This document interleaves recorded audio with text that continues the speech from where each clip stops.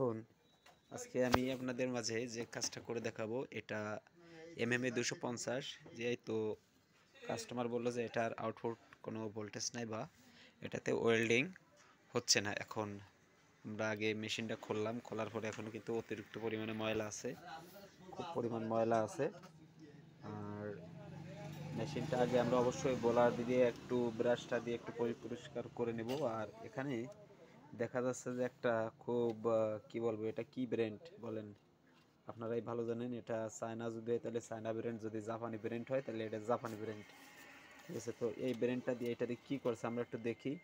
এই যে একটা তার আসছে, ট্রান্সফরমার, এখানে একটা ক্যাপাসিটর, এখানে ডায়োড, তাও কিন্তু সম্পূর্ণ বাংলাভাবে লাগানো। আপনারা কিন্তু অবশ্যই দেখলে কিন্তু বুঝতে পারতেছেন, এই যে পুরোটাই কিন্তু বাংলাভাবেই কিন্তু লাগানো।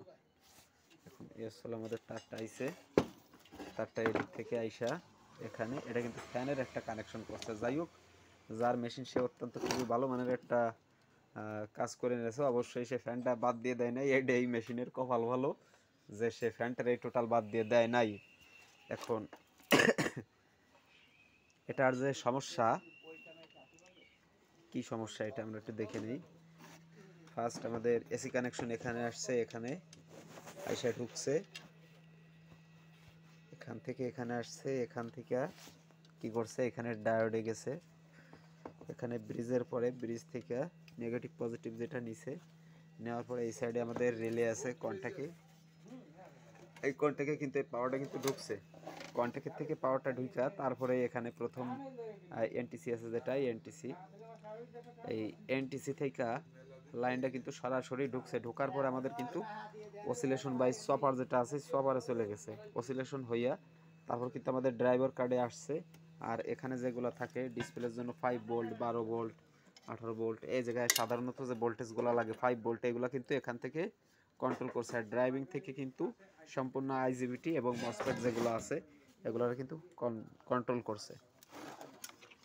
এখন এই যে কন্ট্রোল কার্ড আছে, আমরা কিন্তু অবশ্যই কিন্তু মেশিনটার একবার পাওয়ার দিয়ে দেখি আমরা যে এটা সিমটম কি দেখাচ্ছে।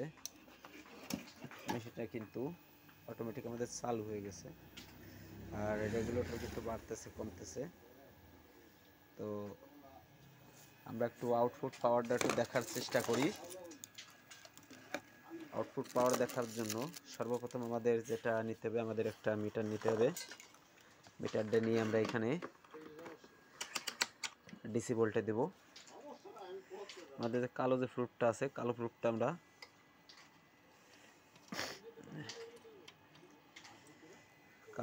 কিন্তু আমরা এখানে লাগাই নেব। আর আমাদের কালো যে প্রুফটা আছে, কালো প্রুফটা আমরা এখানে লাগাই নিলাম নিউট্রালে। আর এটা কিন্তু আমরা এই ফেজের সাথে কিন্তু আমরা টাচ করব। এখন আমরা টাচ করে দেখি আমাদের এখানে কিন্তু ফেজটা কিন্তু নাই, আমাদের এখানে ফেজটা কিন্তু নাই। ঠিক আছে, তো আমরা এখন মেশিনের কি সমস্যা আছে আমরা কিন্তু সেটা দেখাবো, এবং মেশিনের কি ধরনের কি ঝামেলা ছিল, কি সমস্যা ছিল, এটা কমপ্লিট করার পরে বিস্তারিত আপনাদের সঙ্গে আলোচনা করব। আর অবশ্যই আপনারা যারা এর ধরনের মেশিন ব্যবহার করেন, সার্কিটের যে মেশিনগুলো আপনারা ব্যবহার করেন, ওয়েল্ডিং, সেটা আর্ক হোক কিংবা আপনার এমএম এ যেগুলো আছে এমএসের কাজ করার জন্য, বা ভাঙ্গারি যে ঝালাইগুলো আছে এগুলো কাজ করার জন্য যে মেশিনগুলো আপনারা ব্যবহার করেন, বা আর্গন যেগুলো ব্যবহার করেন, আপনাদের মেশিনগুলো ভালো রাখার জন্য আমি আপনাদেরকে ছোট্ট একটা পরামর্শ দিতে পারি যে আপনারা অবশ্যই এই মেশিনগুলা কিছুদিন পর পর এই যে ময়লাগুলো আছে, ময়লাগুলো পরিষ্কার করে এই মেশিনটা একটু পরিষ্কার করে রাখার চেষ্টা করবেন, তাহলে আপনার মেশিনটা কিন্তু খুব একটা প্রবলেম করবে না। এখন অনেকে হয়তো বলে যে মেশিনগুলো এত প্রবলেম হয় কেন। এত প্রবলেম হয় তার কারণ এই যে ময়লাগুলো আছে, এই ময়লাগুলো যখন এই বোর্ডে যায়,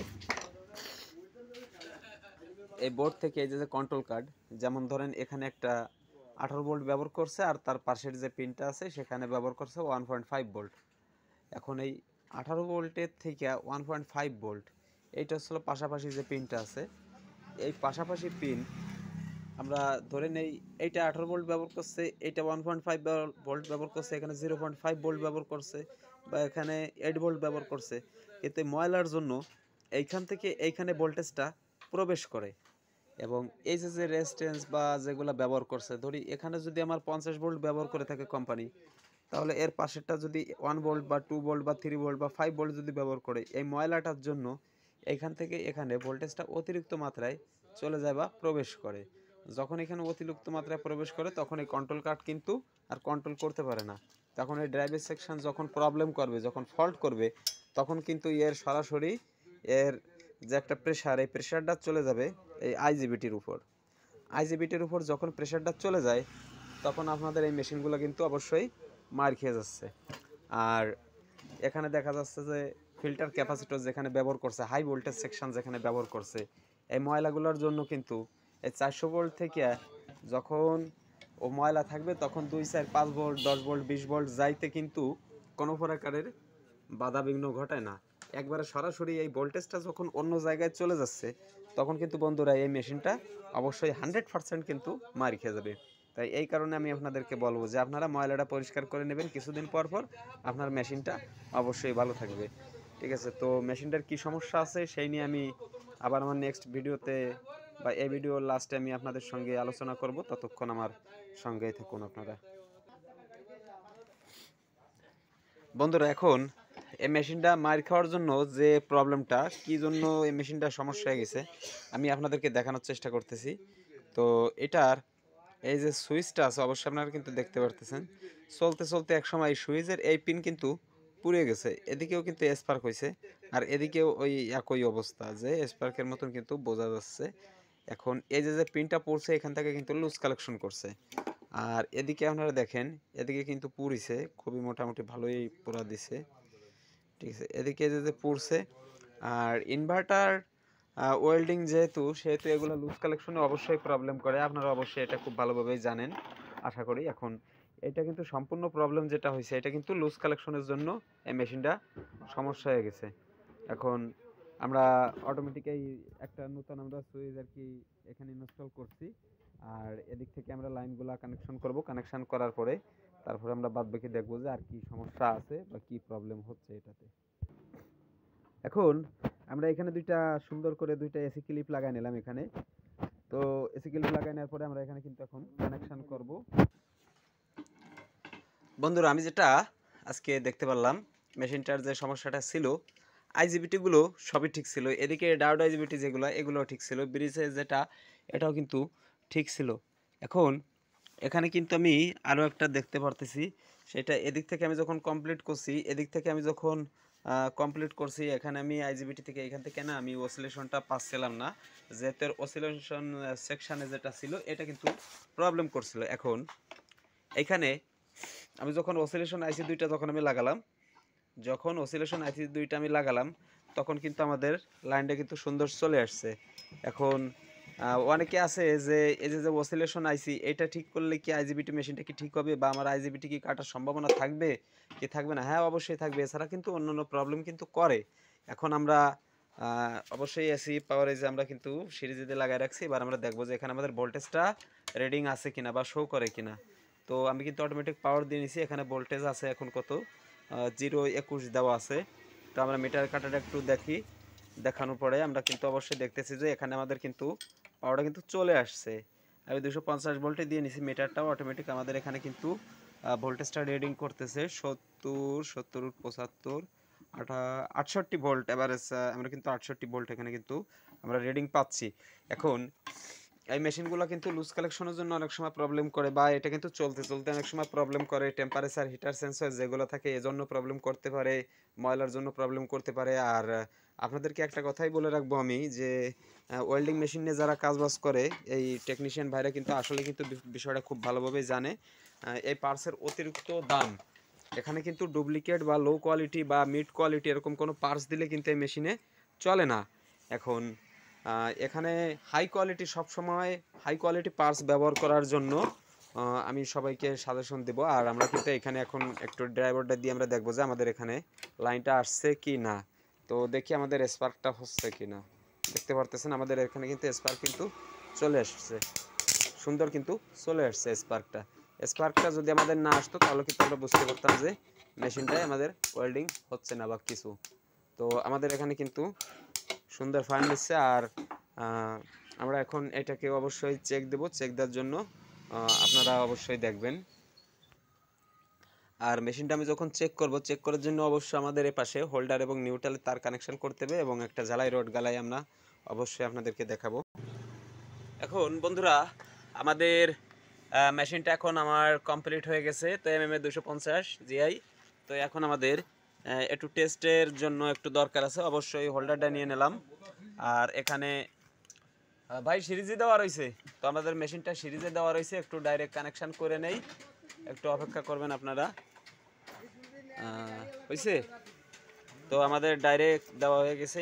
এর আগে আমাদের 400 ওয়াট সিরিজে ছিল, তো যার কারণে প্রথমে স্পার্ক হয়েছিল, পরে আর ওয়েল্ডিংটা হয় নাই। এখন আমরা ডাইরেক্ট দিয়ে নিছি, 133 আছে রিডিং। কিন্তু আমরা একটু দেখে নেই যে আমাদের এখন কি অবস্থা আছে রেজাল্টটা। তো আমাদের রেজাল্টটা কিন্তু এখন আপনারা অবশ্যই দেখতে পারতেছেন, আমাদের মেশিনে কিন্তু ঝালাইটা কিন্তু সুন্দরই হচ্ছে। তো আমরা পাওয়ারটা একটু কমাই নেই, 63 আছে, দেখি রডটা গলে কিনা। সুন্দরই গলতেছে। এবার আমরা পাওয়ারটা একটু বাড়াই নেই, ফুল যতটুকু আছে 250 তো 285 আছে। তো আমরা একটু দেখে নেই কি অবস্থা আছে। তো 250-এর 285 আছে, একটু দেখে নেই ভাই।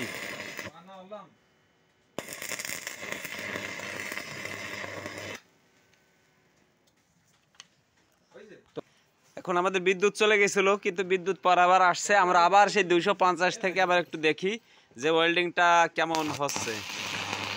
তো আপনারা কিন্তু বুঝতে পারতেছেন এবং এর যে সাউন্ডটাও বুঝতে পারতেছেন যে সাউন্ডে কি বলে। একটু কাটিং ধরাই দেখি যে এই যে মাথায় যেটুকু আছে একটু কাটিং হয় কিনা। অল্প একটু রড আছে অবশ্যই, তারপরে হয়ে যাওয়ার কথা।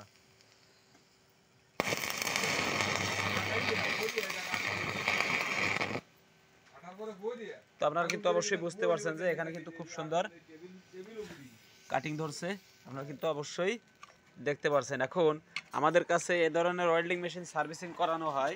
আমাদের ঠিকানা হচ্ছিল বাগেরহাট চিতলমারি। যদি আপনারা আপনাদের মেশিন যদি ওয়েল্ডিং মেশিন যেগুলো আছে সে যে মেশিনই হোক না কেন, আর আপনাদের যদি সার্ভিসিং করানো লাগে, যদি কারো মেশিন যদি কোনো সমস্যা হয়ে থাকে, আপনাদের শখের মেশিনটা আমাদের কাছে পাঠাইতে পারেন। তো আমাদের অ্যাড্রেস চিতলমারি, বাগেরহাট চিতলমারি উপজেলা।